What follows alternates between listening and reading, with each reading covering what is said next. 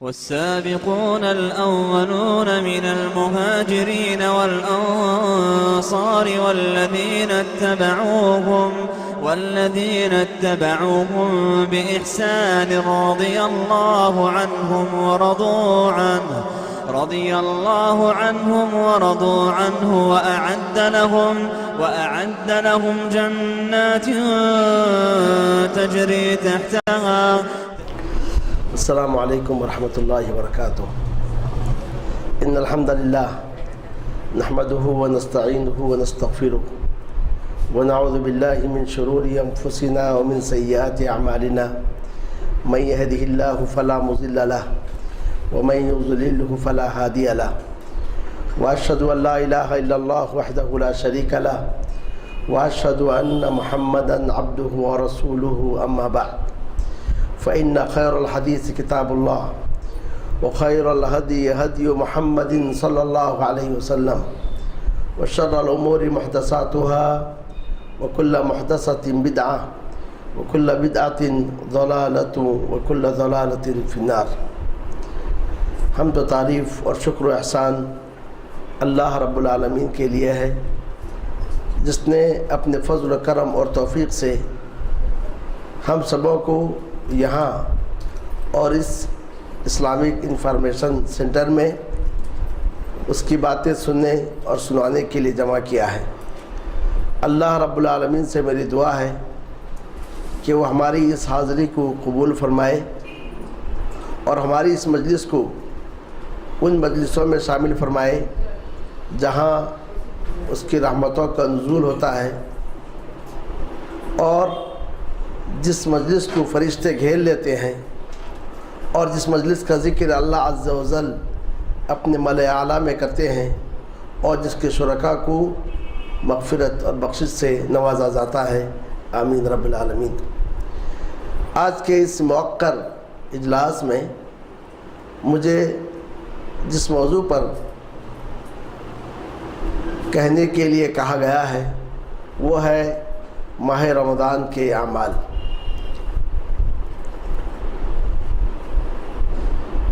الحمدللہ ماہ رمضان کی آمد ہے. چند دنوں کے بعد ہم انشاءاللہ العزیز ماہ رمضان میں ہوں گے. یہ بڑا مبارک مہینہ اور نیکیوں کا موسم بہار ہے. یہ وہ مہینہ ہے جس کی آمد پر رحمت کے دروازے یا جنت کے دروازے کھول دیے جاتے ہیں، اور پورے مہینے میں پھر اس دروازے کو بند نہیں کیا جاتا ہے. اور اس مہینے کی آمد پر جہنم کے دروازے بند کر دیے جاتے ہیں، پھر پورے مہینے میں اس دروازے کو یا ان دروازوں کو کھولا نہیں جاتا ہے. اور یہ وہ مہینہ ہے جس کی آمد پر شیاطین اور سرکش جنات کو بیڑیاں پہنا دی جاتی ہیں. جس طرح وہ دیگر مہینوں میں شر اور برائی کو پھیلاتے تھے، اس ماہ میں وہ اس کی طاقت نہیں رکھتے ہیں، بلکہ اس ماہ کی ہر رات ایک پکارنے والا پکار کر کہتا ہے، یا باغی الخیر اقبل و یا باغی الشر اقصر. اے خیر کے چاہنے والے تو آگے بڑھ، اور اے شر کے چاہنے والے تو رک جا. اور اس ماہ کی ہر رات بہت سارے گردنوں کو جہنم سے آزاد کیا جاتا ہے. تو یہ وہ مہینہ ہے جو اپنے ساتھ ان سارے کے سارے چیزوں کو لے کر آ رہا ہے. یہی وجہ ہے کہ جب یہ مہینہ داخل ہوتا تو پیارے نبی صلی اللہ علیہ وسلم اپنے صحابہ کو بشارت دیتے، خوشخبری دیتے اور فرماتے، اتاکم رمضان اتاکم رمضان. رمضان تمہارے پاس آیا ہے، رمضان تمہارے پاس آیا ہے. شہر مبارک، یہ ایک مبارک مہینہ ہے. پھر آپ یہ فرماتے کہ اس مہینے میں ایک رات ایسی ہے جو 1000 مہینوں سے زیادہ بہتر ہے، اور جو اس رات میں محروم ہو گیا تو وہ بڑا بد نصیب انسان ہوگا، اور اس سے محروم وہی ہوگا جو محروم انسان ہے. تو الغرض آئیے اس مجلس میں یہ جاننے کی کوشش کریں کہ اس ماہ کے اعمال کیا ہیں، تاکہ ہم اس ماہ کے ان لوگوں میں شامل ہو جائیں جنہیں اس ماہ کے فائزین اور کامیاب ہونے والوں میں شمار کیا جاتا ہے۔ اللہ رب العالمین سے میری دعا ہے کہ اللہ عز و جل ہم سبوں کو اس ماہ کے فائزین میں شامل فرمائے، آمین رب العالمین۔ اس ماہ کے اعمال میں سب سے پہلا عمل جو کہ فرض ہے وہ ماہ رمضان کا روزہ ہے۔ روزہ کی اور اس کی دلیل یہ ہے، اللہ تعالیٰ نے فرمایا یا ایھا الذین آمنوا کتب علیکم الصیام کما کتب علی الذین من قبلکم لعلکم تتقون، اے مومنو تم پر روزے فرض کیے گئے جیسا کہ تم سے پہلوں پر فرض کیے گئے تھے تاکہ تم متقی بن جاؤ۔ اور آگے چل کر اللہ تعالیٰ نے فرمایا شہر رمضان الذی انزل فیہ القرآن، رمضان کا مہینہ وہ مہینہ ہے جس میں قرآن کو نازل کیا گیا، جو لوگوں کے لیے ہدایت ہے اور جس میں ہدایت کی کھلی نشانیاں ہیں۔ پھر فرمایا فمن شہد منکم الشہر فلیصم، تم میں کا جو کوئی رمضان کا مہینہ پائے چاہیے کہ وہ اس مہینے میں روزہ رکھے۔ تو اس سے بات معلوم ہوئی کہ ماہ رمضان کا روزہ فرض ہے، لیکن اس کی فرضیت کی چند شروط ہیں۔ ان شروط میں پہلی شرط یہ ہے کہ روزہ رکھنے والا مسلمان ہو، کیونکہ کافر کی عبادت قابل قبول نہیں ہے جب تک کہ وہ اسلام میں داخل نہ ہو۔ اور دوسری شرط یہ ہے کہ روزہ رکھنے والا انسان صاحب عقل ہو، کیونکہ جو پاگل ہے اسے خود پتہ نہیں کہ وہ کیا کر رہا ہے۔ اور تیسری شرط یہ ہے کہ روزہ رکھنے والا بلوغت کو پہنچ جائے، کیونکہ تکلیف پہ قلم بلوغت سے پہلے اٹھا لیا گیا ہے، جیسا کہ نبی کریم صلی اللہ علیہ وسلم نے فرمایا رفع القلم عن ثلاث، کہ 3 افراد سے قلم اٹھا لیا گیا ہے، اور ان میں ایک وعن الصبی حتی یحتلم، اور بچے سے یہاں تک کہ وہ بالغ ہو جائے۔ لیکن صحابہ کرام کو ہم دیکھتے ہیں کہ بلوغت سے پہلے ہی بچوں کو روزہ رکھواتے تھے تاکہ وہ اس کا عادی بنے۔ تو بچوں کو روزہ رکھوانا چاہیے تاکہ وہ اس کے عادی بنے، لیکن ان پر روزہ فرض ہے بلوغت کے بعد۔ ان 3 شرطوں کے بعد چوتھی جو شرط ہے وہ یہ ہے کہ روزہ رکھنے والا مقیم ہو، مسافر نہ ہو۔ مقیم ہو، مسافر نہ ہو کا مطلب یہ ہے کہ اگر کوئی شخص حالت سفر میں ہے تو اسے اختیار ہے، چاہے وہ روزہ رکھے چاہے وہ روزہ چھوڑ دے۔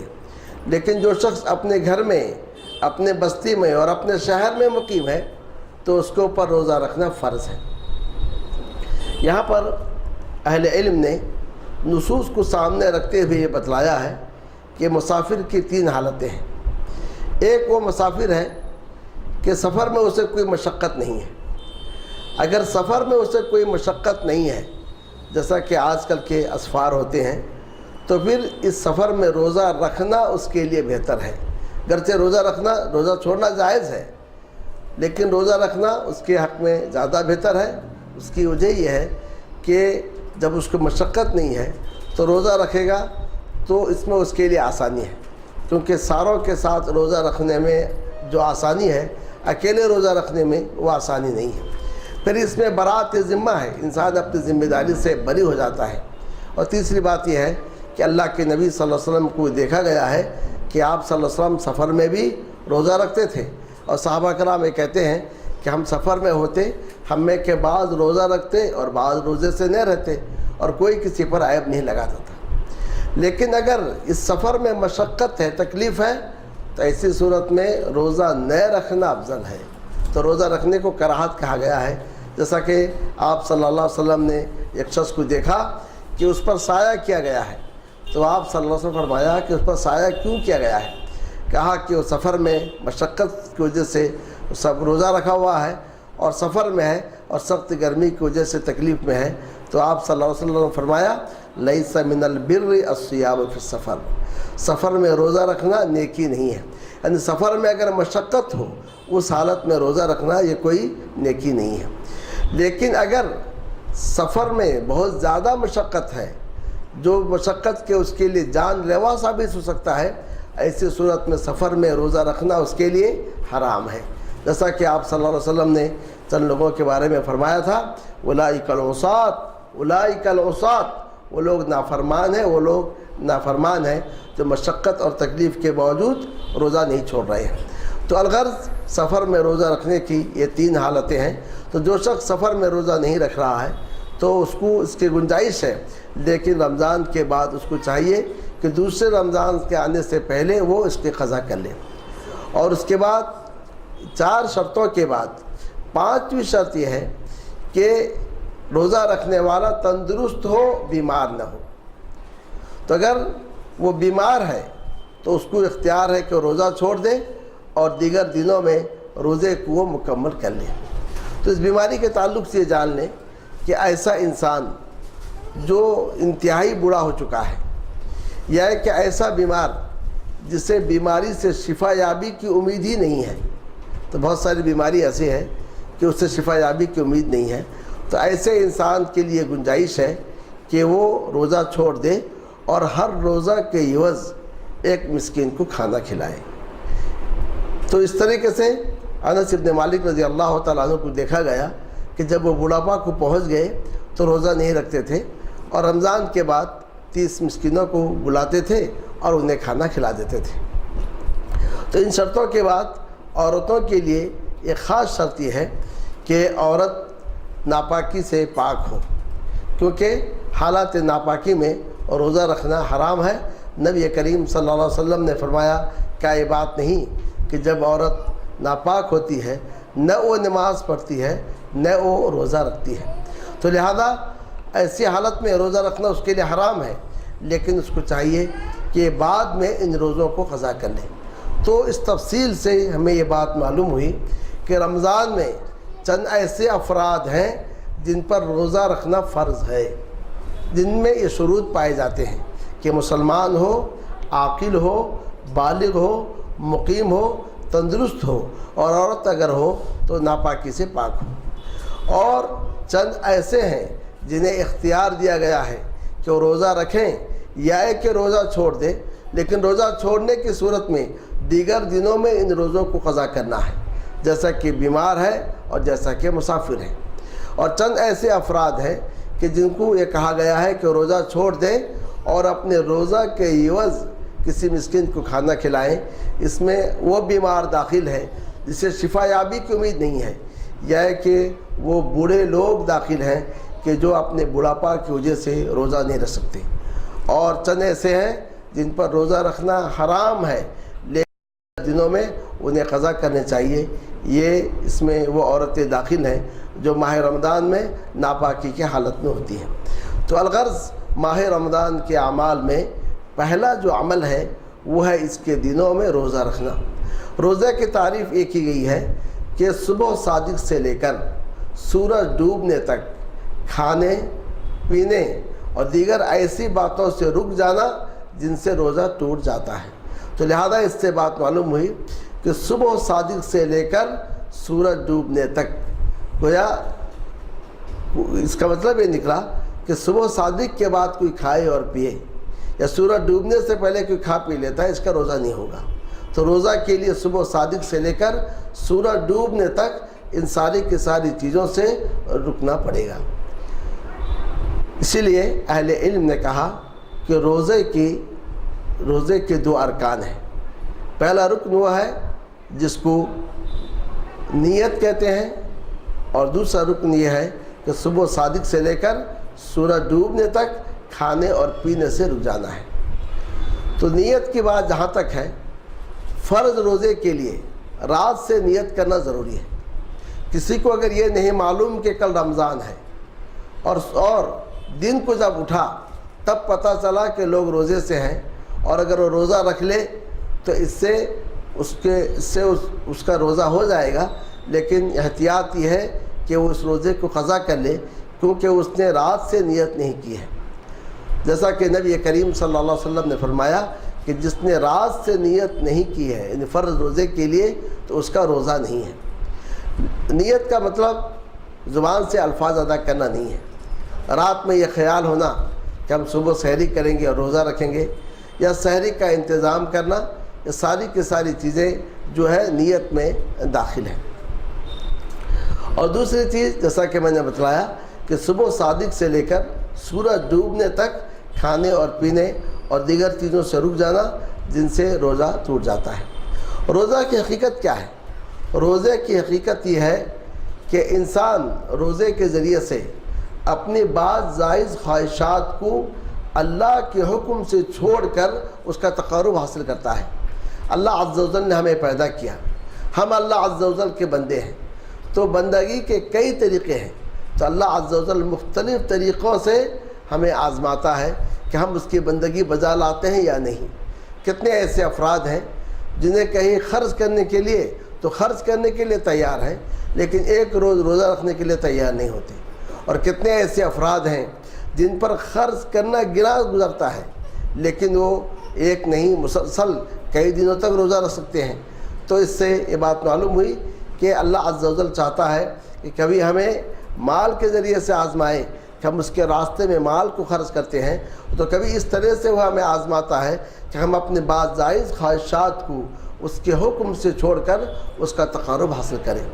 روزے کی فضیلت کا اندازہ اس سے لگائیے کہ کیسی عظیم عبادت ہے کہ نبی کریم صلی اللہ علیہ وسلم سے آپ کے ایک صحابی جن کا نام ابو امامہ تھا، انہوں نے پوچھا، اے اللہ کے رسول صلی اللہ علیہ وسلم، مجھے کسی ایسے عمل کا حکم دیجئے کہ جس کے ذریعے میں جنت میں داخل ہو جاؤں۔ تو آپ صلی اللہ علیہ وسلم نے فرمایا کہ علیک بالصوم فإنہ لا ند لہ، کہ تم روزے کو اپنا لو کیونکہ روزے کے جیسے کوئی عمل نہیں ہے۔ انہوں نے بار بار پوچھا اور پیارے نبی صلی اللہ علیہ وسلم نے بار بار یہی جواب دیا، علیک بالصوم فإنہ لا ند لہ، کہ تم روزے کو اپنا لو کیونکہ روزہ کے جیسے کوئی عمل نہیں ہے۔ اور دیگر احادیث میں ماہ رمضان کے روزے کی بڑی فضیلت وارد ہے کہ ایک حدیث میں آپ صلی اللہ علیہ وسلم نے فرمایا کہ رمضان سے رمضان درمیان کے گناہوں کے لیے کفارہ ہے۔ تو وہ رمضان سے رمضان جو ہے تو رمضان کا روزہ دوسرے رمضان تک جو چھوٹے چھوٹے گناہ ہوتے ہیں ان کے لیے یہ جو ہے کفارہ ہے۔ اور پھر روزے کے بارے میں آتا ہے کہ جو انسان روزہ رکھتا ہے تو اس کو دو خوشی حاصل ہوتی ہے۔ یہ خوشی وہ ہے جب وہ افطار کرتا ہے، دوسری خوشی وہ ہے جب وہ کل اپنے رب سے ملے گا اور اسے اس کے روزے کا ثواب اور اسے اس کے روزے کا بدلہ دیا جائے گا۔ تو یوں یہ روزہ بڑی ہی عظیم عبادت ہے، اور اس سے بڑھ کر کیا ہے، جو روزہ آپ رکھیں گی کل قیامت کے روز یہ روزہ آپ کے لیے شفاعت کا ذریعہ بنے گا، جیسا کہ حدیث شریف میں ہے۔ پیارے نبی صلی اللہ علیہ وسلم نے فرمایا، الصیام والقرآن یشفعان، کہ کل قیامت کے دن روزہ بھی سفارش کرے گا اور قرآن بھی سفارش کرے گا۔ روزہ یہ کہے گا، اللہ عز و جل، میں نے تیرے بندے کو دن میں کھانے اور پینے اور دیگر چیزوں سے روک دیا تھا، تو لہذا اس کے حق میں میری سفارش کو قبول فرما۔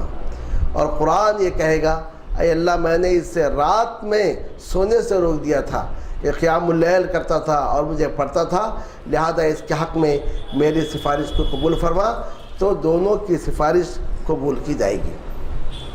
تو لہذا ہمیں یہ چاہیے کہ ماہ رمضان میں خود بھی روزے کا اہتمام کریں، اور اپنے گھر میں جو بڑے اور چھوٹے ہیں ان سے بھی روزے کا اہتمام کریں، کیونکہ اس حدیث میں بڑی وعید آئی ہے کہ جس میں یہ ہے کہ نبی کریم صلی اللہ علیہ وسلم ممبر کے زینے پر چڑھے، ہر زینے پر آپ صلی اللہ علیہ وسلم نے آمین کہی، اور جب آپ صلی اللہ علیہ وسلم سے پوچھا گیا کہ آپ نے آج ایسا کام کیا کہ اس سے پہلے کبھی آپ کو ایسا کرتے ہوئے نہیں دیکھا گیا، تو نبی کریم صلی اللہ علیہ وسلم نے فرمایا کہ ہر زینے پر جب میں نے قدم رکھا تو فرشتے نے، جبرائیل نے ایک بددعا کی، اس پر میں نے آمین کہی۔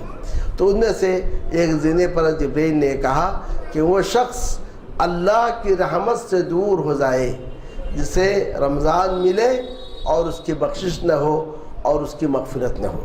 تو لہذا ہمیں چاہیے کہ ماہ رمضان کے دنوں میں روزے کا اہتمام کریں، ہمارے گھروں میں ہمارے رشتہ داروں میں، ہمارے جاننے والوں میں کوئی ایسا شخص نہ ہو جو ماہ رمضان میں جو ہے روزے کی حالت میں روزے کی حرمت کو توڑ رہا ہو، روزے کے تقدس کو پامال کر رہا ہو اور بغیر روزے سے رہ رہا ہو۔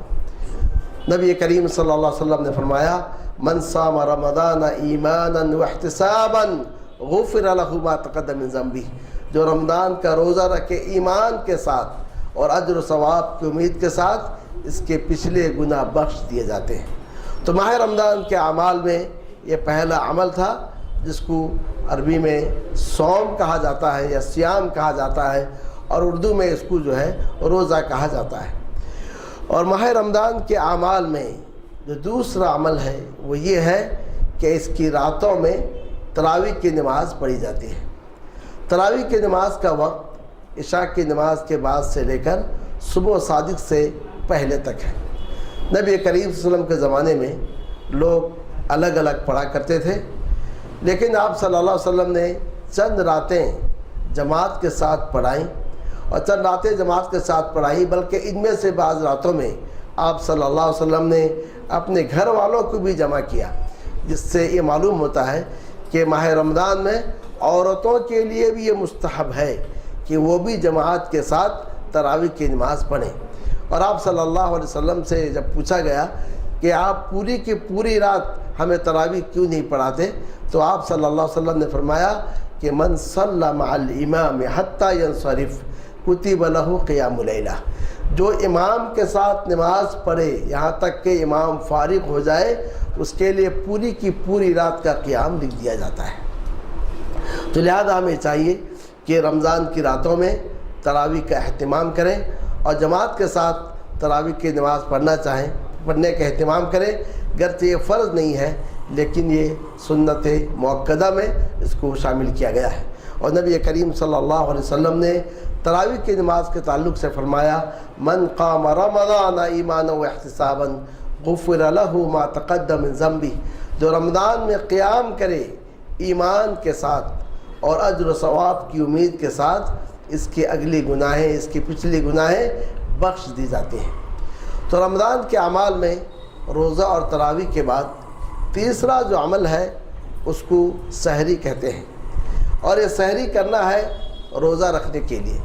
سحری کا وقت آدھی رات کے بعد سے شروع ہوتا ہے صبح صادق تک، اور جس قدر آپ مؤخر کریں اسی قدر بہتر ہے۔ نبی کریم صلی اللہ علیہ وسلم کے اصحاب کے بارے میں آتا ہے کہ وہ سحری کھا کر ان سے پوچھا گیا کہ تمہارے سحری اور صبح کی نماز کے درمیان کتنا وقفہ ہوتا تھا، تو وہ کہتے تھے کہ 50 آیتوں کے پڑھنے کا وقفہ ہوتا تھا۔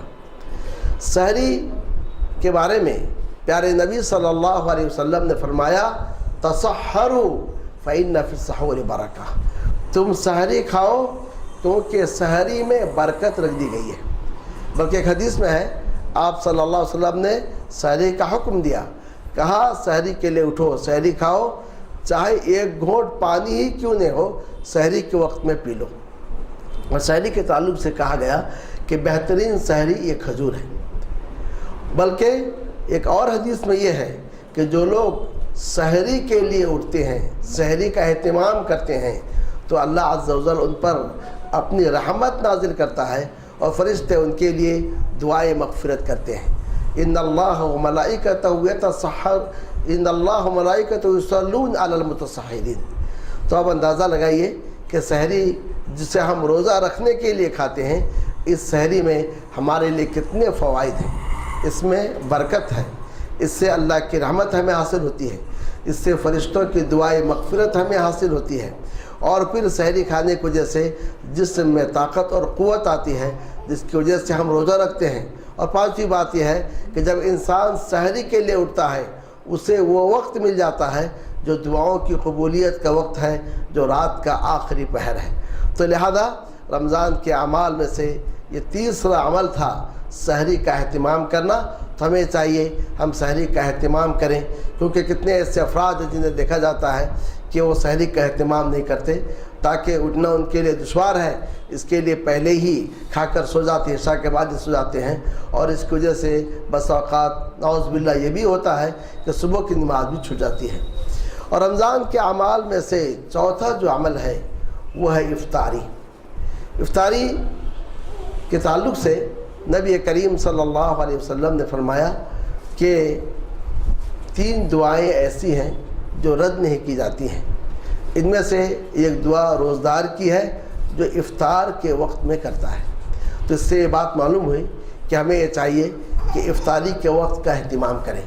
پیارے نبی صلی اللہ علیہ وسلم رطب یعنی تازہ کھجور سے افطاری کرتے تھے، روزہ کھولتے تھے، اور اگر وہ کھجور نہیں ملتا تو عام کھجور سے، اور وہ اگر نہ ملے تو پھر پانی سے روزہ کھول لینی چاہیے۔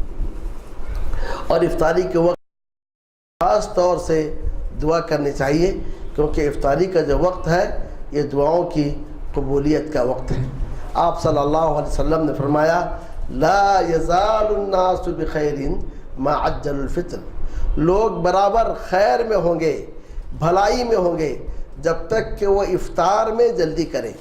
افطار میں جلدی کا مطلب یہ ہے کہ ادھر سورج ڈوب جائے اور ادھر انسان جو ہے روزہ کھول لے، اور یہ نہ دیکھے کہ تاریکی پھیلی ہے یا کہ تاریکی پھیلی نہیں ہے، بلکہ ہمارے روزوں میں اور اہل کتاب کے روزوں میں یہی چیز کا فرق ہے۔ تو گویا اصل مقصد بھوکے اور پیاسے رہنا نہیں ہے، بلکہ اصل مقصد یہ ہے ہم کس حد تک سنت کے اتباع اور پیروی کرتے ہیں۔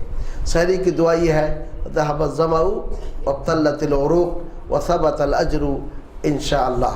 تو لہذا ہمیں چاہیے کہ ماہ رمضان میں خاص طور سے افطاری کا اہتمام کریں، اور اس طرح سے اہتمام روزہ کھولیں جیسا کہ نبی کریم صلی اللہ علیہ وسلم سے ثابت ہے۔ پھر ماہ رمضان کے اعمال میں سے جو چوتھا عمل ہے وہ یہ ہے کہ اس ماہ کے جو آخری 10 دن ہیں، آخری 10 دنوں کا اہتمام کیا جائے۔ نبی کریم صلی اللہ علیہ وسلم کے بارے میں آتا ہے اذا دخل العشر، جب آخری عشرہ داخل ہوتا تھا تو نبی کریم صلی اللہ علیہ وسلم اس آخری عشرے کو جاگ کر گزارتے تھے، یعنی اس کی راتوں میں سوتے نہیں تھے۔ احیا لیلہ، راتوں کو زندہ کرتے تھے، لنگوٹ کس لیتے تھے، یعنی عبادت کے لیے لنگوٹ کس لیتے تھے یا کہ اپنی بیویوں سے دور رہتے تھے۔ اور تیسری بات یہ ہے کہ آپ ان راتوں میں اپنے گھر والوں کو بھی بیدار کرتے تھے کہ ان راتوں کا وہ بھی جو ہے اہتمام کریں۔ تو لہذا ہمیں چاہیے کہ رمضان کا جو آخری عشرہ ہے اس کا خاص طور سے اہتمام کریں اور اس کی راتوں میں جاگیں۔ عام طور سے ہمارے معاشرے میں آخری عشرے کی طاق راتوں میں لوگ جاگتے ہیں اور دیگر راتوں کا اہتمام نہیں کرتے، جبکہ ہونا یہ چاہیے کہ پورے کے پورے آخری عشرے کا اہتمام کیا جائے۔ اور اسی کے ساتھ ماہ رمضان کے اعمال میں چھٹا عمل یہ ہے کہ آخری عشرے کی جو طاق راتیں ہیں، چاہے وہ 21 ہو، 23 ہو، 25 ہو، 27 ہو یا 29، ان طاق راتوں میں ہم جو ہے شب قدر کو تلاش کریں، کیونکہ ان طاق راتوں میں سے کوئی ایک رات قدر کی رات ہے۔ نبی کریم صلی اللہ علیہ وسلم نے اس رات کے تعلق سے فرمایا فیہ لیلۃ خیر من الف شہر، کہ اس ماہ مبارک میں ایک رات ایسی ہے جو 1000 ماہ سے زیادہ بہتر ہے۔ پھر آپ صلی اللہ علیہ وسلم فرمایا اس رات کے خیر سے، برکتوں سے جو محروم ہو گیا وہ محروم انسانی ہے۔ اس سے وہی محروم ہو سکتا ہے جس کے نصیب میں محرومیت لکھ دی گئی ہے۔ تو لہذا ہمیں چاہیے کہ ان طاق راتوں کو خاص طور سے جو ہے عبادت میں گزاریں، دعا میں گزاریں، اللہ عز و جل کے سامنے توبہ اور استغفار میں گزاریں۔ ام المؤمنین عائشہ رضی اللہ تعالیٰ عنہ نے جب اس رات کی دعا کے تعلق سے پوچھا تو نبی کریم صلی اللہ علیہ وسلم نے فرمایا کہ شب قدر میں کی راتوں میں ہمیں یہ پڑھنی چاہیے اللہم انک عفو تحب العفو فاعف عنی، اے اللہ بے شک تو معاف کرنے والا ہے، معاف کرنے کو پسند کرتا ہے، بس تو مجھے معاف کر دے۔ تو لہذا ہمیں چاہیے کہ طاق راتوں میں خاص طور سے ذکر میں اور جو ہے دعا میں اور استغفار میں مشغول رہیں۔ لیکن افسوس کی بات یہ ہے کتنے ایسے افراد ہیں جو رات کو جاگتے تو ہیں لیکن لہو و لعب میں، کھانے اور پینے میں، گپ شپ میں یا کہ ٹی وی وغیرہ دیکھنے میں گزار دیتے ہیں، اور انہیں یہ موقع نہیں آتا ہے کہ وہ اس رات کو کثرت سے توبہ استغفار کریں، عاجزی و انکساری کا اظہار کریں اور اللہ عز و جل کے سامنے اپنے خطاؤں پر روئیں، اس کی جو توفیق نہیں ملتی ہے۔ تو تو یہ اس رات کو توفیق نہ ملنا یہ بہت بڑی بدنصیبی ہے۔ اس سے بڑھ کر بدنصیبی کیا ہو سکتی ہے کہ اللہ عز و جل ایک رات کے عوض یا ایک رات کی عبادت کے عوض ہمیں 1000 ماہ سے زیادہ عبادت کا ثواب عطا کرے اور ہم جو ہے اس کو لینے کے لیے تیار نہ ہوں۔ اور 1000 ماہ کے تعلق سے اہل علم نے کہا ہے کہ گویا اس ایک رات کی عبادت مل جائے تو گویا تقریباً 83 یا 84 سال عمر کی عبادت مل جاتی ہے، اور وہ بھی ایسے 84 سال جس میں نہ کھانا ہے، جس میں نہ پینا ہے، بلکہ پوری کی پوری عمر عبادت کی عمر ہے۔ ہم میں کا کون ہے جو اس عمر کو پہنچتا ہے یا اتنی عمر عبادت کی اسے ملتی ہے۔ پھر ماہ رمضان کے اعمال میں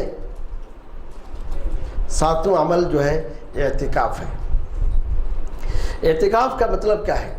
اعتکاف کا مطلب یہ ہے اللہ کی عبادت کے لیے مسجد کو لازم پکڑنا۔ اللہ عز و جل نے فرمایا وَأَنْتُمْ عَاكِفُونَ فِي الْمَسَاجِدِ کہ تم مسجدوں میں اعتکاف کرنے والے ہو۔ اس سے بات معلوم ہوئی کہ اعتکاف کے لیے مسجد کا ہونا شرط ہے، اور بہتر ہے کہ جامع مسجد ہو تاکہ جمعہ کی نماز کے لیے نکلنا نہ پڑے۔ تو لہذا اس سے بات معلوم ہوئی کہ بہت ساری عورتوں میں جو خیال پایا جاتا ہے کہ وہ اپنے گھروں میں اعتکاف کے لیے بیٹھیں، تو گھروں میں اعتکاف نہیں ہوتا، اعتکاف کے لیے مسجد میں رہنا ہے۔ تو لہذا اعتکاف کرنا یہ بھی جو ہے ماہ رمضان کے اعمال میں سے ایک عمل ہے۔ نبی کریم صلی اللہ علیہ وسلم اس کے آخری عشرے میں اعتکاف میں بیٹھتے تھے، اور امہات المومنین کے تعلق سے یہ بھی آتا ہے کہ وہ بھی اعتکاف میں بیٹھا کرتی تھی۔ اور لیکن اگر کوئی شخص بجائے 10 راتوں کے 1 دن یا 1 رات یا 3 دن 3 رات 2 دن 2 رات اعتکاف میں بیٹھنا چاہے تو حسب نیت تو بیٹھ سکتا ہے، لیکن اس کا خیال رکھیں کہ اعتکاف 1 دن یا 1 رات سے کم نہ ہو، کیونکہ آپ صلی اللہ علیہ وسلم کے صحابہ سے اس سے کم کا اعتکاف ثابت نہیں ہے۔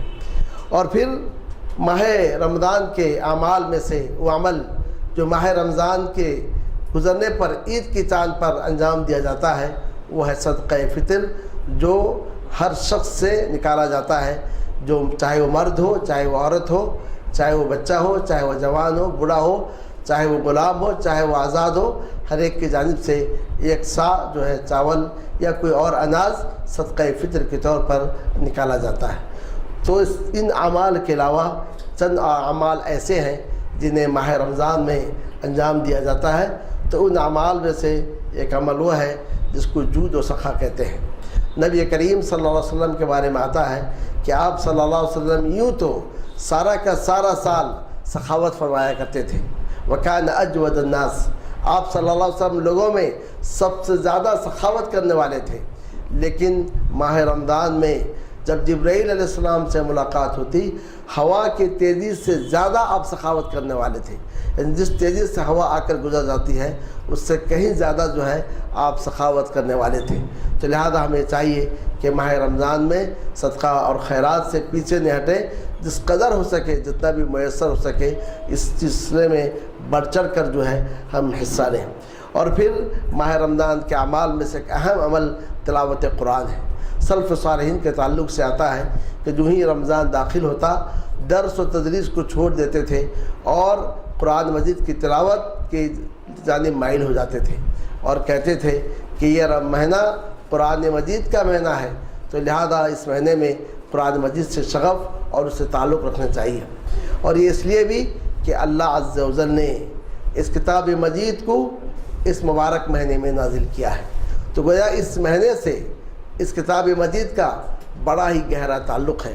اور بعض اہل علم نے یہ بھی کہا ہے کہ روزہ در حقیقت کسی نہ کسی چیز کے شکریہ کے طور پر روزہ رکھا جاتا ہے، جیسا کہ عاشورہ کا روزہ اس شکریہ کے طور پر کہ اللہ عز و جل نے اس روز موسیٰ علیہ السلام کو اور بنی اسرائیل کو فرعون اور اس کے لشکروں سے نجات دی تھی، جیسا کہ اس حدیث میں ہے کہ فصامہ موسیٰ شکراً کہ موسیٰ نے شکریہ کے طور پر روزہ رکھا تھا۔ تو وہ یہ روزہ اس سے نعمت کے شکریہ کے ادا کرنے کے لیے رکھا گیا تھا۔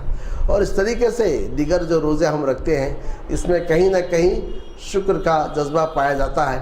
تو اس طرح سے ماہ رمضان کا جو روزہ ہے اس میں شکر کا معاملہ یوں ہے کہ اللہ عز و جل نے اس مہینے میں قرآن مجید کو نازل کیا ہے، وہ کتاب مجید جو کتاب ہدایت ہے، وہ کتاب مجید جس میں ہدایت کی کھلی کھلی نشانیاں پائی جاتی ہیں، اور وہ کتاب جس سے اپنا کر ہمارے سلف صالحین دنیا میں حکمرانی کیے تھے، تو یہ وہ کتاب ہے۔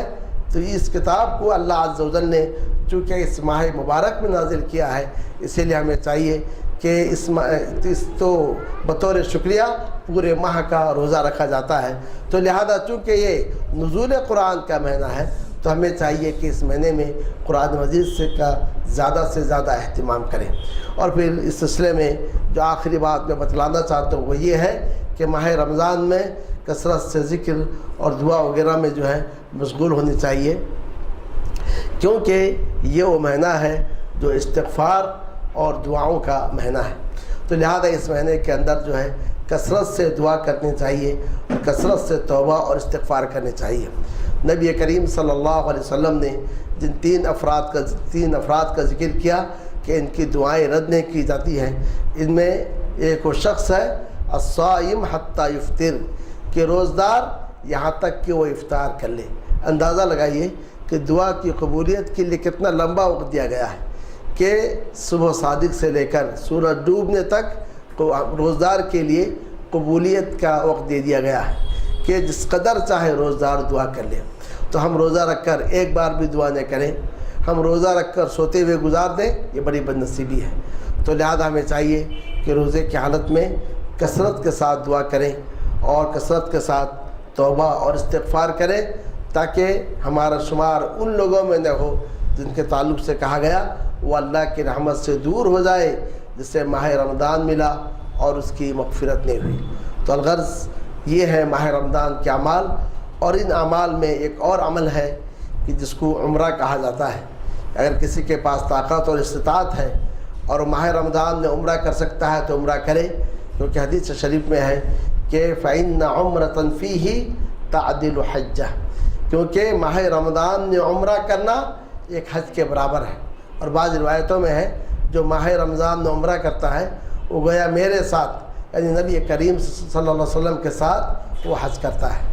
تو لہذا ہمیں چاہیے کہ جب یہ ماہ مبارک چند دنوں بعد ہمارے درمیان آ رہا ہے، ہم ابھی سے اللہ عز و جل سے دعا کریں کہ اللہ عز و جل ہمیں اس ماہ مبارک تک پہنچائے اور اس ماہ مبارک کا حق ادا کرنے کی توفیق عطا فرمائے، اور ان لوگوں میں شامل فرمائے جنہیں اس ماہ کے فائزین میں شمار کیا جاتا ہے۔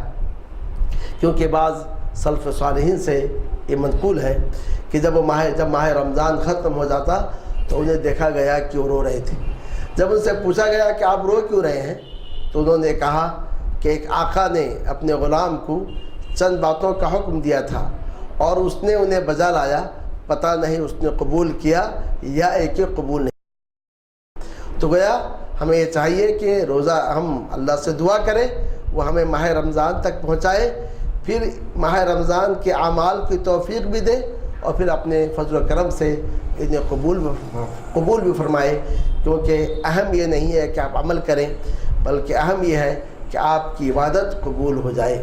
اسی لیے ہم دیکھتے ہیں کہ ابراہیم اور اسماعیل علیہ السلام اللہ کے گھر کی تعمیر کرتے ہیں اور دعا بھی کر رہے ہیں، ربنا تقبل منا انک انت السمیع العلیم، اے اللہ تو ہم سے قبول کر لے، یقیناً تو ہی سننے والا ہے اور دلوں کے احوال کو جاننے والا ہے۔ تو میں اپنے ماؤں سے اس بات کی گزارش کروں گا کہ ماہ رمضان بالکل قریب ہو چکا ہے، ہمیں چاہیے ابھی سے اللہ عز و جل سے دعا کریں کہ اے اللہ، اے الہ العالمین، ہمیں ماہ رمضان تک پہنچا دے اور ماہ رمضان کے حق ادا کرنے کی توفیق عطا فرما۔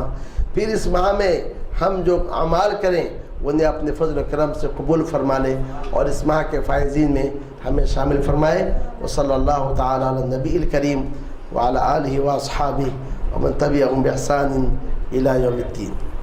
سوال ہے کہ سوال تھوڑا جگہ دیں۔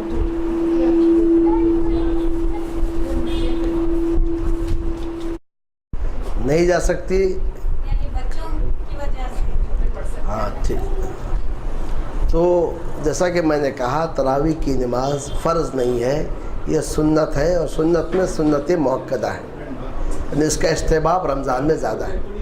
تو ایسے صورت میں وہ گھر میں تراویح کی نماز پڑھ لے. جب اس کے کیونکہ شریعت کے قاعدہ ہے کہ اب ہر معاملے میں یہ دیکھیں کہ دو چیز آپ کے سامنے ہیں. جب دو چیز آپ کے سامنے ہیں تب آپ اس میں دیکھیں کہ کسی اپنانا چاہیے. تو دو مسئلے ہیں, ایک چیز مستحب ہے اور ایک چیز آپ کے لیے فرض ہے. ایسے صورت میں آپ فرض کو اپنائیں گے, یعنی مسجد میں جا کر آپ کو جماعت کا نماز پڑھنا آپ کے لیے مستحب ہے. لیکن گھر میں بچوں کو دیکھنا, بچوں کا خیال رکھنا اور کوئی خبر گیری کرنے والا نہیں, وہ آپ کے لیے فرض ہے. تو ایسی صورت میں ایک مستحب کے لیے ایک فرض کو چھوڑا نہیں سکتا. آپ گھر میں رہیں اور گھر میں رہ کے آپ تراویح کی نماز پڑھیں. مگر کن سوروں کا استعمال کیا جائے؟ کن سوروں کو پڑھنا چاہیے تراویح اگر گھر میں پڑھیں؟ پورے کے پورے قرآن مجید کی تلاوت کرنی چاہیے. نبی کریم صلی اللہ علیہ وسلم جب ماہ رمضان پہنچتا تو جتنا کچھ قرآن نازل ہوتا اس کا جبرائیل علیہ السلام کے ساتھ دور کرتے, اور آخری رمضان میں پورے قرآن کا دور کیے. تو جس قدر قرآن آپ کو یاد ہے انہیں جو ہے آپ تراویح کی نماز میں پڑھیں. یہ کوئی شرط نہیں ہے کہ فلاں صورت پڑھنا ہے فلاں نہیں پڑھنی. جو بھی آپ کو یاد ہے اور جتنی دیر تک آپ کر سکتی ہیں اس کا اہتمام کریں. دیکھ کر پڑھ سکتے ہیں قرآن, دیکھ کر تراویح یا پھر گھر میں اور بعض سے دیکھ کے پڑھنا وارد ہے, لیکن افضل یہ ہے کہ بغیر دیکھے ہی پڑھیں. کیونکہ قرآن دیکھ کر پڑھنے میں کبھی قرآن کی بے حرمتی بھی ہوتی ہے اور کبھی توجہ بھی نہیں ہوتا ہے, پھر سجدے کو جگہ دیکھنا چاہیے وہ بھی نہیں ہوتا ہے. تو ان سارے مسائل سے بہتر ہے کہ جو آپ کو یاد ہے اس کو آپ پڑھ لیں, لیکن کبھی اگر کوئی دیکھ کے پڑھے تو حرج نہیں ہے.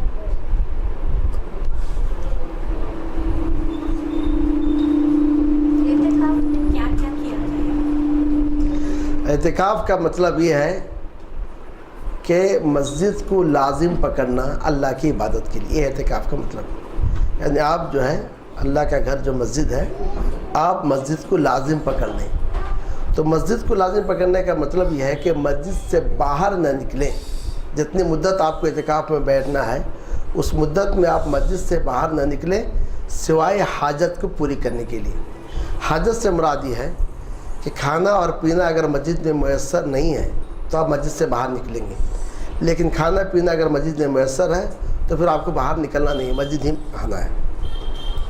لیکن جو قضائے حاجت ہے, جیسے پیشاب اور پاخانے کا مسئلہ ہے, تو اس سلسلے میں آپ کیا کریں گے, مسجد سے باہر نکلیں گے اور پھر آپ آ جائیں گے. لیکن اس کے علاوہ کسی اور کام کے لیے مسجد سے باہر آپ کو نکلنا نہیں ہے. مسجد کے حدود میں رہے, کوئی ایک جگہ لازم پکڑنا ضروری نہیں ہے. مسجد کے جو چار دیواری کے اندر کہیں بھی آپ بیٹھ سکتے ہیں.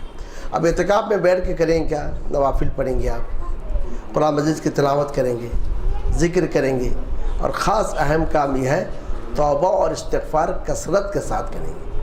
اہم چیز یہ کہ یعنی آپ سارے چیزوں سے کٹ کر اپنے آپ کو اپنے رب کی جانب جو ہے مائل کر رہی ہیں.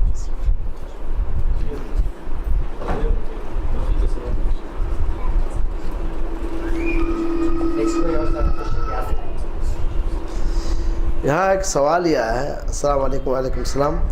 اگر والدہ بیمار ہے, روزہ نہ رکھے تو کس طرح مسکینوں کو کھانا کھلائیں, یا مسجد کو مبلغ کی شکل دے سکتے ہیں, یا روزہ میں کسی کو کھلا سکتے ہیں؟ قرآن مجید نے اس کے تعلق سے فرمایا ففدیۃ طعام مسکین, ایک مسکین کو کھانا کھلانا. اور میں نے آپ کے سامنے صحیح بخاری کو روایت رکھی کہ انس رضی اللہ تعالی عنہ ماہ رمضان کے اختتام پر 30 مسکینوں کو بلاتے تھے اور انہیں کھانا کھلا دیتے تھے. تو اگر آپ ایک مسکین کو کھانا کھلائیں, جیسا کہ ایک آدمی کھاتا ہے, چاول ہے, چاول کے ساتھ جو ہے ترکاری ہے, سالن ہے, ختم ہو گیا مسئلہ. اور یہ نہیں ہے کہ 2 وقت کا کھلائیں کہ سحری کا بھی اور افطار کا بھی, یہ نہیں ہے. ایک مسکین کو ایک وقت کا کھانا ایک روزہ کی عوض ہے. اور اس کے تعلق سے بعض نے کہا کہ کھانا کھلانے کے بجائے اگر کوئی جو ہے ایک سا چاول دے دیتا ہے تو وہ بھی جو ہے ہو جاتا ہے. تقریباً میرے خیال میں سوا کلو چاول اگر دے دیں تو ہو جائے. مسکین اگر ہے تو کھلا سکتے ہیں. نہیں روزہ کے کفارہ کے لیے, تو روزہ کے کفارہ کے لیے قرآن نے شرط رکھی مسکین ہونا. تو چاہے وہ اعتکاف میں رہے یا نہ رہے لیکن مسکین ہونا، تو مسکین کو کھلانا ہے. اگر چاول کا کھلاتے ہیں تو ہو جائے. تو وہ حساب سے آپ دیکھیے، دین کا مسئلہ ہے، شریعت کا مسئلہ ہے. تو ایسا نہیں کہ چاول کا بورا دے دیا آپ، تو آپ کو کتنے کفارہ ہے وہ حساب سے، ایک کفارہ کلو 1.25 کلو حساب سے آپ نکالیں. بقیہ ہے تو آپ اس کو عام صدقے کی نیت کر لیں. ٹھیک ہے. رمضان میں جو رشتے دار اچھے خاصی حالت میں ہوتی ہے، دعوت دیتے ہیں افطاری کی دعوت، کیا وہ دعوت قبول ہے یا نہیں قبول؟ افطاری کی جو دعوت ہے یہ مسکینوں کو کھلانا نہیں ہے، یہ روزہ کھلوانا ہے. تو روزہ رکھنے والا مالدار بھی ہو سکتا ہے اور جو ہے غریب بھی ہو سکتا ہے. تو اس کی نیت غریبوں کو کھلانے کی نہیں ہے نا، اس کی نیت روزداروں کا روزہ کھلوانا ہے، اور روزہ کھلوانے کی فضیلت ہے. تو لہٰذا ایسی صورت میں کوئی آپ کو روزہ کھلوانے کی دعوت دیتا ہے تو آپ قبول کر لیں، اور آپ دعوت دیں تو بھی آ جائے، کوئی مسئلہ نہیں. آپ اپنے بھائی کو موقع دیتے ہیں کہ وہ ثواب کمائے تو اچھی بات ہے. یہ نہیں ہے کہ افطاری میں جو صرف غریبوں کا کھانا ہے، یہ مسئلہ نہیں ہے. یہ روزہ کھلوانے کے لیے ہے، اس میں غریب اور مالدار کی کوئی قید نہیں. الحمد للہ رب العالمین والصلاة والسلام علی رسولہ الامین، اما بعد. اعوذ باللہ من الشیطان الرجیم، بسم اللہ الرحمن الرحیم. یا ایہا الذین آمنوا اتقوا اللہ حق تقاتہ ولا تموتن الا وانتم مسلمون. یا ایہا الناس اتقوا ربکم الذی خلقکم من نفس واحدہ وخلق منها زوجها وبث منهما رجالا كثيرا ونساء واتقوا الله الذي تساءلون به والأرحام إن الله كان عليكم رقيبا. يا أيها الذين آمنوا اتقوا الله وقولوا قولا سديدا يصلح لكم أعمالكم ويغفر لكم ذنوبكم ومن يطع الله ورسوله فقد فاز فوزا عظيما. قال الله تعالى والعصر إن الإنسان لفي خسر. وقال تعالى وأنفقوا مما رزقناكم من قبل أن يأتي أحدكم الموت فيقول رب لولا أخرتني إلى أجل قريب فأصدق وأكن من الصالحين. وفي الحديث لن تزول قدم ابن آدم حتى يسأل عن أربع عن عمره فيما أفنى الحديث أو كما قال رسول الله صلى الله عليه وسلم. قال أبو الدرداء رضي الله عنه يا ابن آدم إنما أنت أيام فإذا كلما مضى منك يوم مضى بعضك. محترم معزز خواتین اسلام، ذمہ داران پروگرام، تمام تعریفیں اللہ رب العالمین کے لیے ہے، جو اللہ رب العالمین ہمارا خالق ہے، مالک ہے، اور وہی ہمارا معبود ہے. اس کے سوا کوئی عبادتوں اور بندگیوں کے لائق اور مستحق نہیں ہے. سبحان اللہ و بحمدہ سبحان اللہ العظیم. اس کے بعد درود و سلام و امام الانبیاء محمد رسول اللہ صلی اللہ علیہ وسلم کی ذات گرامی پر، کہ جن کو اللہ تبارک و تعالیٰ نے ہماری طرف رسول بنا کر مبعوث فرمایا اور آپ کے طریقے پر عبادت کرنے کا حکم دیا گیا. اللہم صلی علی محمد وعلی آل محمد کما صلیت علی ابراہیم وعلی آل ابراہیم انک حمید مجید. اللہم بارک علی محمد وعلی آل محمد کما بارکت علی ابراہیم وعلی آل ابراہیم انک حمید مجید. الحمدللہ ابھی ہم فضلۃ الشیخ شیخ محترم طاہا سعید عمری مدنی حفظہ اللہ سے ماہ رمضان کے اعمال مدلل طریقے سے بہت اچھے انداز سے سماعت کر رہے تھے، سن رہے تھے.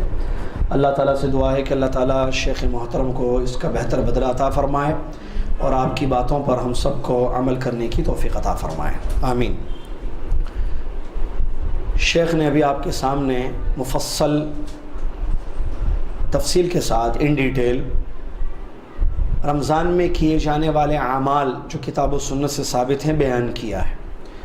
میں انشاءاللہ آپ کے سامنے وقت کی اہمیت اور اس کی قدر کرنا یہ میں انشاءاللہ بتاؤں گا۔ اللہ تعالیٰ سے دعا ہے کہ اللہ تعالیٰ ہم سب کو اس بات کی توفیق عطا فرمائے کہ ہم کتاب و سنت کو صحابہ کی طریقے سے سمجھ کر عمل کریں، آمین۔ جیسا کہ معلوم ہے آج 26 شعبان ہے، بہت جلد انشاءاللہ رمضان المبارک کا مہینہ شروع ہونے جا رہا ہے۔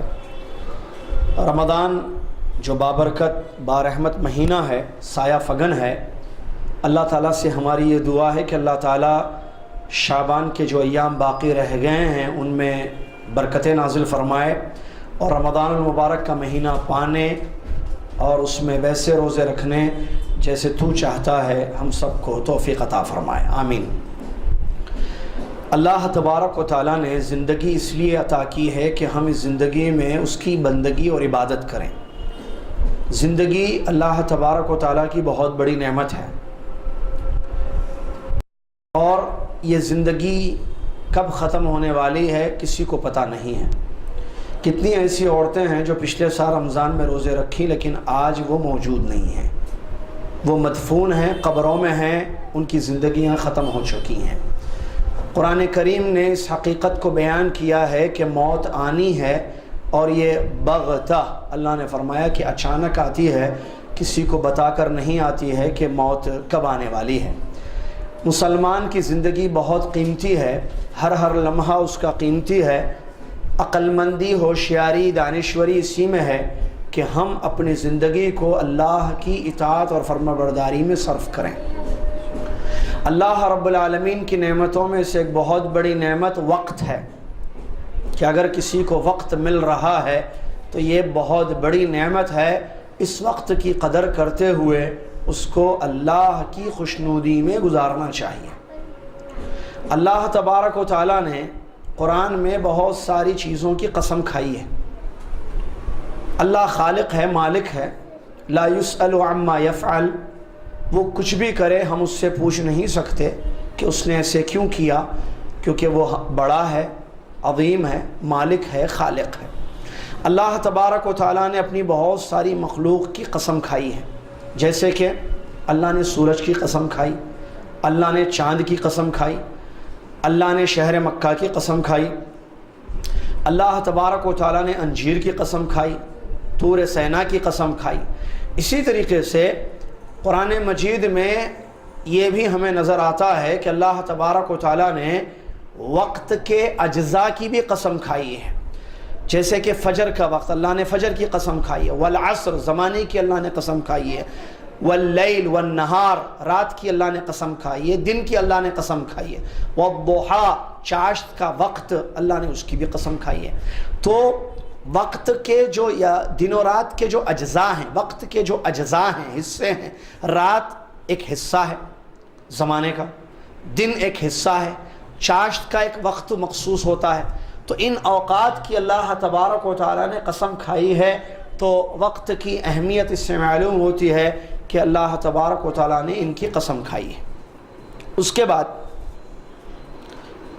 وقت اگر انسان کو ملتا ہے تو یہ نہ سمجھے کہ اس وقت کے بارے میں کل قیامت کے دن اس سے سوال نہیں کیا جائے گا۔ اللہ کے نبی محمد الرسول اللہ صلی اللہ علیہ وسلم حدیث شریف میں بیان فرماتے ہیں قیامت کے دن ہر آدمی سے 4 چیزوں کے بارے میں سوال کیا جائے گا۔ جب تک سوالات نہیں ہوں گے وہ اپنا قدم نہیں اٹھا سکتا ہے۔ ان میں سے پہلی چیز اللہ کے نبی علیہ الصلوۃ والسلام نے فرمائی یسأل عن عمرہ فیما افنا، اس کی عمر کے، اس کی زندگی کے بارے میں، اس کی ایج کے بارے میں پوچھا جائے گا۔ فیما افنا، کہاں اس نے اپنی زندگی گزاری، اطاعت میں، فرما برداری میں یا نافرمانی میں، نیکی میں یا گناہ میں۔ تو اس حدیث شریف سے معلوم ہوتا ہے کہ ہماری زندگی کے بارے میں ہم سے پوچھا جانے والا ہے۔ پہلی چیز اللہ کے رسول فرماتے ہیں عن عمرہ، عمر کے بارے میں۔ عمر کیا ہے؟ وقت ہے انسان کا، کوئی 50 سال، کوئی 60 سال، کوئی 20 سال، کوئی 15 سال۔ کسی کو نہیں معلوم کہ وہ اپنی عمر کتنی لکھوا کر آیا ہے، نہیں اس کی عمر کتنی لکھی ہوئی ہے زندگی دنیا میں، کتنی عمر وہ گزارے گا، یہ کسی کو نہیں معلوم ہے. لیکن جو عمر اس کو مل رہی ہے اس کے بارے میں اس کو سوال کیا جائے گا کل قیامت کے دن. فیما افنا، کہاں گزاری اپنی عمر، اللہ کی اطاعت میں یا اللہ کی نافرمانی میں. آج ہم اپنے حالات کا جائزہ لیں. رمضان ابھی جو آنے والا ہے انشاءاللہ، اللہ تعالیٰ سے دعا اللہ ہم سب کو پانے کی توفیق عطا فرمائے. یہ پہلا رمضان نہیں ہے زندگی کا. پچھلے سال کا رمضان نہیں ملا ہمیں، ملا اس سے پہلے والے سال کا، وہ بھی ملا اس سے پہلے والے سال کا ملا. اگر میں 15 سال کا ہوں تو 15 رمضان مجھے ملے، اگر میں 40 سال کا ہوں تو 40 رمضان میری زندگی میں آئے. لیکن کیا یہ جو رمضان کا وقت ہمیں ملا، کیا ہم نے اس کی قدر کی؟ اور معلوم ہے رمضان برکتوں کا، رحمتوں کا مہینہ ہے. اللہ تبارک و تعالیٰ کی مرضی ہے، دین اللہ کا ہے. جیسا کہ امام بربہاری رحمۃ اللہ علیہ نے بیان فرمایا، وَاعْلَمْ یا اخی رحمک اللہ ان الدین انما جاء من قبل اللہ عز وجل ولم یوضع علی عقول الرجال. جان لو اللہ رحم فرمائے تم پر کہ دین اللہ کی طرف سے آیا ہے، مردوں کی عقلوں پر نہیں اتارا گیا ہے. دین وہی ہے جو اللہ نے اتارا. اللہ نے جس کو فضیلت دینی ہے دی. مسجد نبوی کی ایک نماز 1000 کے برابر ہے. اللہ کی مرضی، اللہ کا دین ہے. رمضان کو جو فضیلت اللہ نے دی ہے کسی اور مہینے کو وہ فضیلت حاصل نہیں ہے. سال کے 12 مہینوں میں رمضان سب سے بڑا مہینہ ہے جو آ رہا ہے انشاءاللہ. اور یہ وقت ہے. رمضان کیا ہے؟ وقت ہے، مہینہ ہے. اللہ تبارک و تعالیٰ قرآن میں فرماتا ہے، یا ایھا الذین آمنوا کتب علیکم الصیام کما کتب علی الذین من قبلکم لعلکم تتقون ایاما معدودات. اللہ کہتا ہے ایمان والو تم پر روزوں کو فرض کیا گیا جیسے تم سے پہلے لوگوں پر روزے فرض کیے گئے تھے، لعلکم تتقون، شاید کہ تمہارے دلوں میں ڈر آ جائے. آگے کہتا ہے ایاما معدودات، گنتی کے دن ہیں یہ، یا 29 یا 30. چاند دیکھ کر روزہ رکھا جائے گا، چاند دیکھ کر روزہ ختم کر دیا جائے گا. 29 دن یہ وقت ہے، 30 دن یہ وقت ہے، ایک مہینہ. جس کو مل جائے وہ خوش نصیب ہے، بہت خوش نصیب ہے وہ عورت جس کی زندگی میں رمضان آ گیا. اب سوال یہ ہے کہ رمضان کیسے گزارا جائے. اب جو وقت اللہ تبارک و تعالیٰ نے دیا ہے، رمضان کی راتیں، رمضان کے ایام، ابھی شیخ محترم نے اعمال بیان کیے ہیں. کیا وہ اعمال ہم کریں یا چھوڑ دیں؟ ہم دوسرے اعمال جو کتاب و سنت سے ثابت نہیں ہیں، یعنی گناہ ہیں، اچھائیاں نہیں ہیں بلکہ نقصان ہوگا گناہوں سے، کیا ان میں اپنی رمضان کے اوقات کو ضائع کر دیں؟ تو اس کے بارے میں کل قیامت کے دن پوچھا جائے گا. اللہ سے ہم ڈریں. وقت ملا، اللہ کا فضل، اللہ کی مہربانی ہے. یہ وقت ملا، اللہ کا فضل ہے. رمضان مل گیا، اللہ کا شکر ادا کریں، الحمدللہ رمضان مل گیا. تو آج 26 شعبان ہے. آج ہی سے ہمارا یہ عزم ہو، پختہ ارادہ ہو کہ انشاءاللہ اس رمضان کو میں اپنا رمضان بناؤں گی. رمضان کتنے آئے لیکن کوئی ہم نے رمضان کی قدر نہیں کی. ابھی ایک حدیث شیخ بتا رہے تھے، اللہ جزائے خیر دے، من حرم خیرہا فقد حرم. رمضان میں ایک رات آتی ہے جو 1000 مہینوں سے بہتر ہے، شب قدر. یہ پچھلے رمضان میں بھی آئی، اس سے پہلے بھی آئی، اب اس سال بھی آئے گی انشاءاللہ. من حرم خیرہا فقد حرم، جو اس کے خیر سے محروم کر دیا گیا وہ محروم انسان ہے. اور جس کو رمضان ملا وہ اپنی بخشش نہ کروا لے اللہ سے. اللہ کے نبی علیہ السلام نے فرمایا اللہ تعالیٰ اس کو اپنی رحمت سے دور کر دے، اور اس پر آمین کہا گیا. کیا ہم چاہتے ہیں کہ اللہ کی رحمت سے دور ہو؟ ہم سب گنہگار ہیں. کیا ہم نہیں چاہتے کہ ہماری بخشش ہو؟ تو جب وقت مل رہا ہے تو وقت کیوں ضائع کر دیا جائے؟ اعمال صالحہ جو بتائے گئے ہیں ابھی تھوڑی دیر پہلے، ان اعمال صالحہ کو کیا جائے، کیونکہ وقت بہت بڑی نعمت. اللہ اکبر. اللہ کے نبی علیہ السلام فرماتے ہیں، کل الناس یغدو فبائع نفسہ فمعتقها او موبقها. سنیے، توجہ دیجئے اس طرف. اللہ کے نبی صلی اللہ علیہ وسلم فرماتے ہیں روزانہ صبح انسان اٹھتا ہے تو اپنے نفس کا سودا کرتا ہے. کچھ لوگ اپنی جان کو جہنم سے آزاد کرا دیتے ہیں، اللہ کی پکڑ سے، جہنم سے. کچھ لوگ اپنے نفسوں کو برباد کر دیتے ہیں. دونوں میں سے ایک ہے انسان. صبح اٹھ کر یا تو انسان اپنے نفس کو جہنم کی عذاب سے بچا لیتا ہے، آزاد کر دیتا ہے اپنی گردن کو، یا اپنے نفس کو ہلاک اور برباد کر دیتا ہے. جو اللہ کی اطاعت کرتے ہیں، اللہ کی عبادت کرتے ہیں، وہ اپنے آپ کو جہنم سے بچا لیتے ہیں. جو وقت کو ضائع کر دیتے ہیں اور عبادت سے دور، اطاعتوں سے دور، وہ اپنے نفس کو ہلاک اور برباد کر دیتے ہیں، کیونکہ ہلاک اور برباد گناہوں سے انسان ہو جاتا ہے، اور جہنم کی آگ سے بچنے کے لیے نیکی ضروری ہے، عمل صالح ضروری ہے۔ یہ اللہ کے نبی صلی اللہ علیہ وسلم نے اس حدیث میں بیان فرمایا۔ کیا ہم نہیں چاہتے کہ ہماری گردنوں کو جہنم سے آزاد کر دیا جائے؟ کیا ہم کو پسند نہیں ہے کہ ہمیں اور ہمارے گھر والوں کو جہنم کی آگ سے بچا لیا جائے؟ یقیناً، لیکن عمل ندارت، عمل نہیں ہے، خواہشیں ہیں۔ صرف خواہشوں سے جنت نہیں ملتی، تمناؤں اور آرزوؤں سے جہنم سے آزادی نہیں ملے گی، بلکہ اس کے لیے ایمان اور عمل صالح ضروری ہے۔ اللہ تبارک و تعالیٰ فرماتا ہے من عمل منکم صالحا، اللہ تبارک و تعالیٰ فرماتا ہے قرآن میں کہ جو بھی مرد یا عورت نیک عمل کریں گے وہ مؤمن، اس حال میں کہ وہ مومن ہے، فَلَنُحْيِيَنَّهُ حَيَاةً طَيِّبَةً وَلَنَجْزِيَهُمْ أَجْرَهُمْ بِأَحْسَنِ مَا كَانُوا يَعْمَلُونَ، ان کے لیے ہم بہترین زندگی عطا کریں گے اور ان کے اعمال کا بدلہ بہتر طریقے میں ہم دیں گے، احسن طریقے میں دیں گے، کہ ایک عمل کرو تو 10 کے برابر بدلہ، من جاء بالحسنۃ فلہ عشر امثالها، تم ایک نیکی جو انسان کرے گا 10 نیکیوں کے برابر اس کو اجر ملے گا۔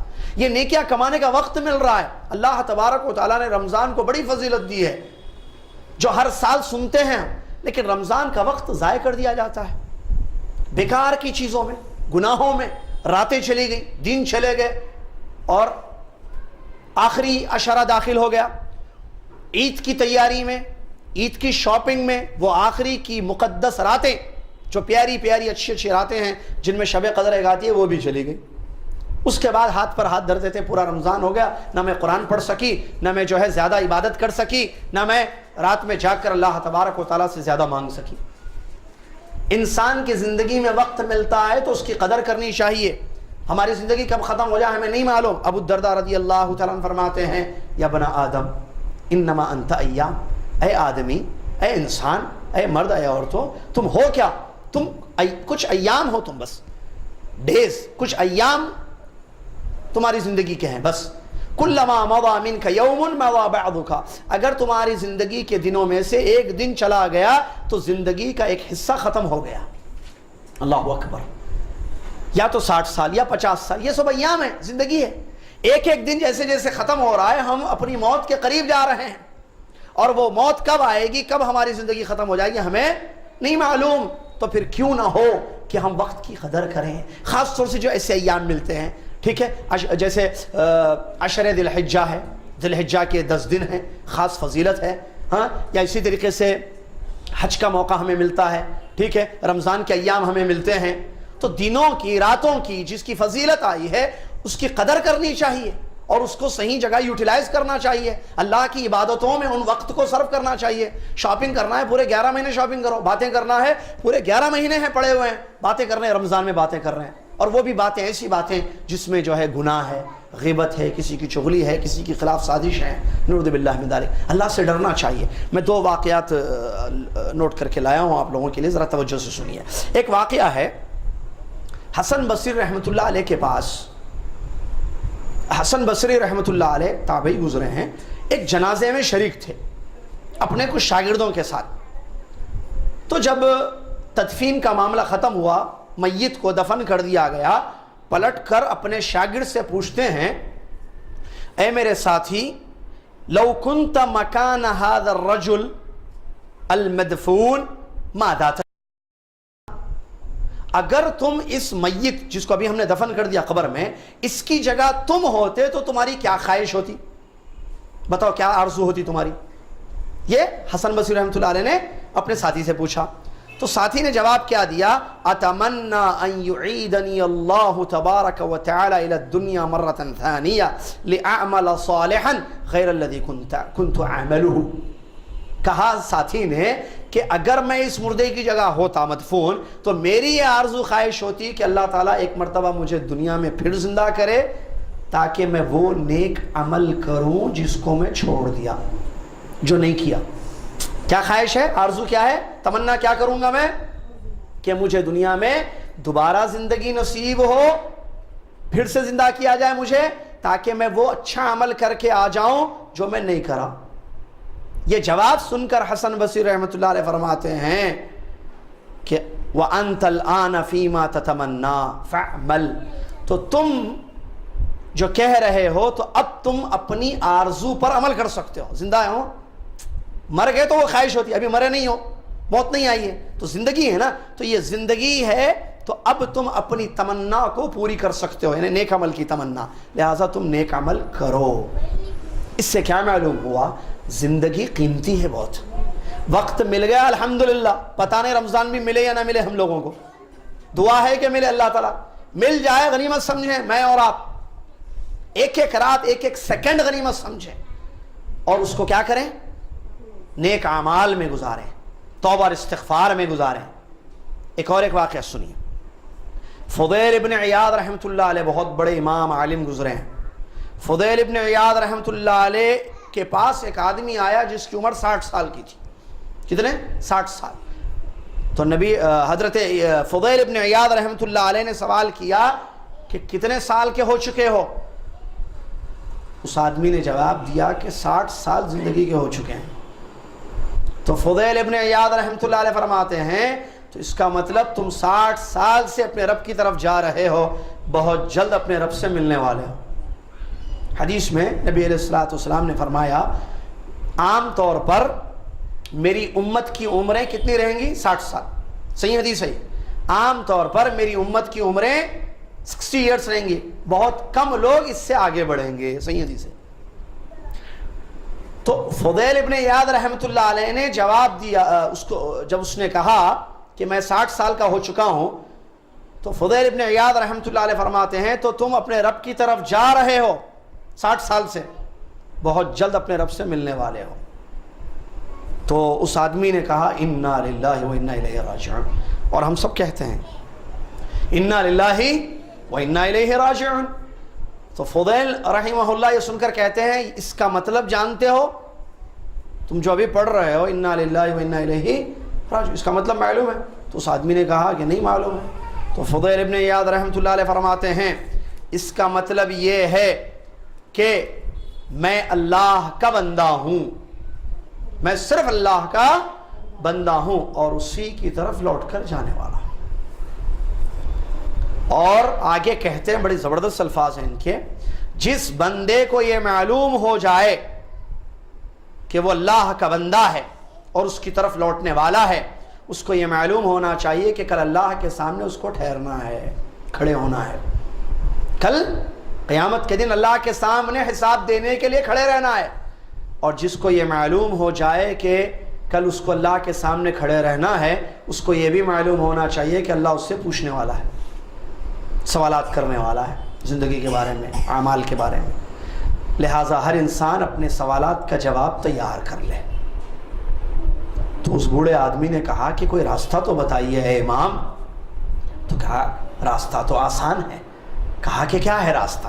کہا تحسن فیما بقی یغفر لک ما قد مضی, جو باقی زندگی ہے نیکیوں میں گزارو, ماضی پاسٹ کی زندگی تمہاری بخش دی جائے گی. کیا فرمایا؟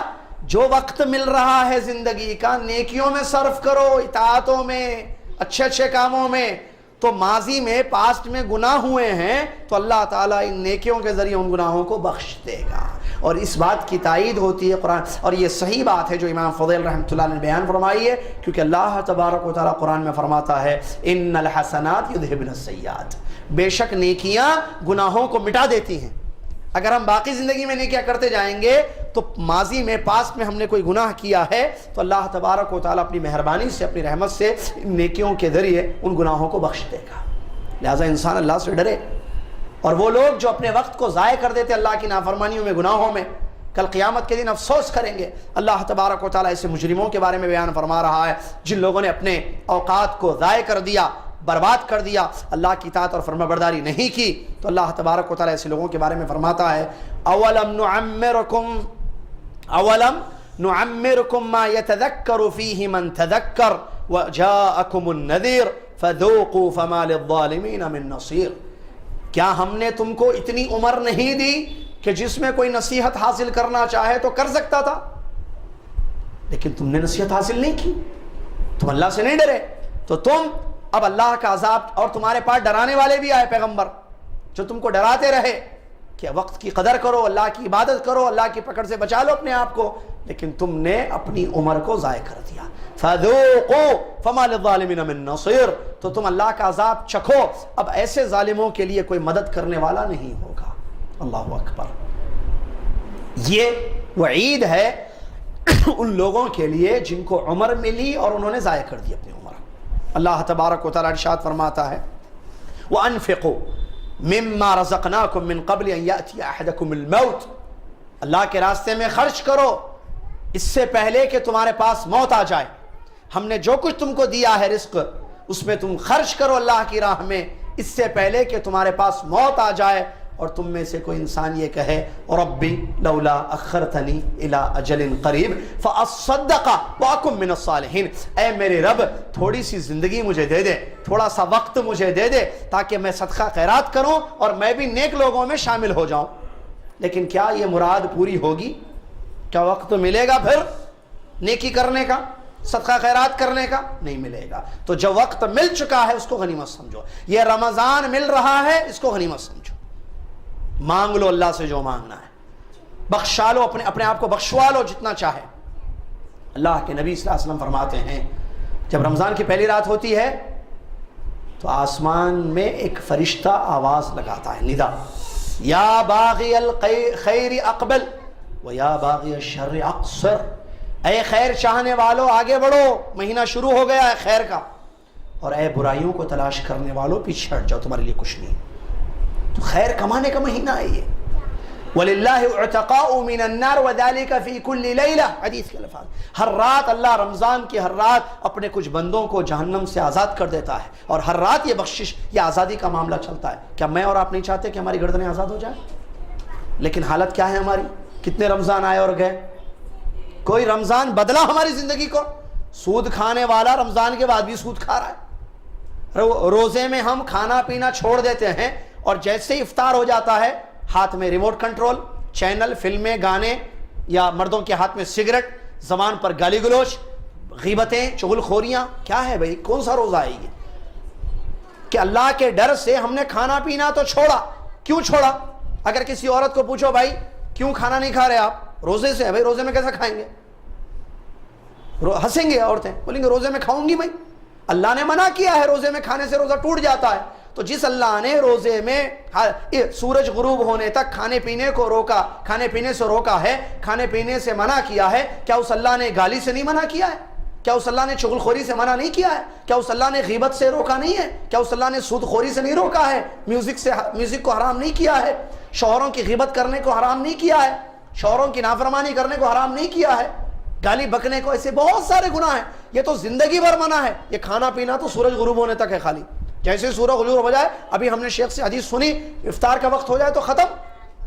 کھانا پینا حلال ہے, آپ پانی پیجئے, حلال جتنی پینے کی چیزیں پیجئے, حلال کھانے کی ساری چیزیں کھائیے. لیکن کچھ چیزیں زندگی بھر کے لیے حرام ہے. یہ کیسا روزہ ہے سمجھ میں نہیں آتا ہے کہ کھانے پینے کی چیزوں سے تو بچتا ہے لیکن ان چیزوں سے نہیں بچتا ہے جو زندگی بھر کے لیے روکی گئی ہیں. پھر کون سے رمضان کا ہم انتظار کر رہے ہیں؟ کیا ہم اور آپ یہ سمجھ رہے ہیں کہ اور 10-15 رمضان آئیں گے, آخری جو ہوگا, جو موت کا فرشتہ آ کے بول دے گا کہ اب اس رمضان کے بعد آپ کی روح قبض کرنی ہے, آنٹی تیاری کر لو. ایسا تو نہیں ہے نا مسئلہ. موت کا فرشتہ تو دستک دے کر نہیں آئے گا میں آنے والا ہوں عید کے بعد آپ کی روح قبض کرنے کے لیے, ایسا تو مسئلہ نہیں ہے. تو پھر کیوں اللہ سے نہیں ڈرتے ہم؟ سلف صالحین کے بارے میں آتا ہے کہ وہ زندگی ایسے گزارتے تھے, وہ یہ سمجھتے تھے کہ دروازے پر روزانہ یہ سمجھتے تھے کہ دروازے پر ملک الموت کھڑا ہوا ہے میری روح قبض کرنے کے لیے, ریڈی رہتے تھے مرنے کے لیے. ہماری حالت ایسی ہے, نہ توبہ ہے, نہ نیکیاں ہیں, نہ گناہوں سے بچنے کی فکر ہے. ایسی زندگی گزار رہے ہیں جیسے سمجھ رہے ہیں کہ اور 120 سال 30 سال رہیں گے, اس کے بعد مریں گے. رمضان بدلتا ہے زندگی کو, ٹریننگ ہے یہ. ہر سال ٹریننگ ہو رہی ہے کہ بدلو لعلکم تتقون, تقوی کی زندگی آ جائے جو عبادت کا پھل ہے. روزہ رکھ رہے ہیں لیکن تقوی نہیں آ رہا ہے. روزے میں بھی حالت کیا ہے, نعوذ باللہ من ذالک, وقت برباد کر رہے ہیں. روزے میں جھوٹ, روزے میں گالی, روزے میں پکچر, روزے میں فلم, روزے میں گانے. کیوں؟ 70 ماہوں سے زیادہ اللہ بخشتا کہتے, رحم کرتا کہتے. کہاں ہے, کون سی آیت میں, کون سی حدیث میں؟ 70 ماہوں سے نہیں, اس سے زیادہ رحم کرتا اللہ تعالیٰ. لیکن ایمان یہ نہیں ہے کہ صرف آپ امید کر کے زندگی گزاریں, بلکہ ایمان یہ ہے کہ آپ اللہ کی پکڑ سے ڈریں، اللہ کی رحمتوں کی امید کریں۔ الایمان بین الخوف والرجاء، ایمان ڈرنے کا بھی نام ہے، امید کرنے کا بھی نام ہے۔ یہ کیسی امید ہے جو اعمال صالحہ کو ترک کر رہی ہے؟ یہ تو رجا نہیں ہے، یہ امید نہیں ہے جو عبادت ہے۔ امید وہ عبادت ہے کہ آپ جو ہے اللہ کے یہاں اپنے اجر کی امید کریں، اعمال کی قبولیت کی امید کریں۔ اللہ تعالیٰ آپ کے اعمال کو قبول کرے گا، بہتر بدلہ دے گا، آپ سے راضی ہوگا، ایسی امید۔ اور یہ امید انسان کو ابھارتی ہے نیکیوں پر، یہ نہیں کہ نیکیاں چھوڑ دیتا ہے انسان اور گناہ کر کے یہ کہنا نعوذ باللہ من ذالک اللہ رحم کرتا اللہ معاف کر دے گا، اور گناہ پر گناہ کیے جا رہے ہیں۔ توبہ کے شروط علماء نے بیان کیے ہیں، الندم علی ما فات، آدمی گناہ سے توبہ کرتا ہے تو اس کو شرمندگی ہونی چاہیے کہ میں نے اپنے رمضان کو ضائع کر دیا، اپنی زندگی کے اوقات کو ضائع کر دیا، اب میں حرام کام نہیں کروں گی، اب میں انشاءاللہ نیکی کروں گی، کیونکہ نیکیاں انسان کو جنت میں لے جانے والی چیزیں ہیں۔ ہم قرآن میں نہیں پڑھتے لیکن سمجھتے نہیں۔ فمن یعمل مثقال ذرۃ خیرا یرا ومن یعمل مثقال ذرۃ شرا یرا، ذرے کے برابر بھی نیکی کا قیامت کے دن بدلہ ملے گا۔ اور اللہ تعالیٰ فرماتا ہے قرآن میں سورہ قاریہ میں، القاریۃ ما القاریہ وما ادراک ما القاریہ یوم یکون الناس کالفراش المبثوث وتکون الجبال کالعہن المنفوش فاما من ثقلت موازینہ فهو في عيشة راضية وأما من خفت موازينه فأمه هاوية وما أدراك ما هي نار حامية۔ کیا مطلب یہ آخری جو آیتیں ہیں سورہ قاریہ کی، جن کا نیکیوں کا پلڑا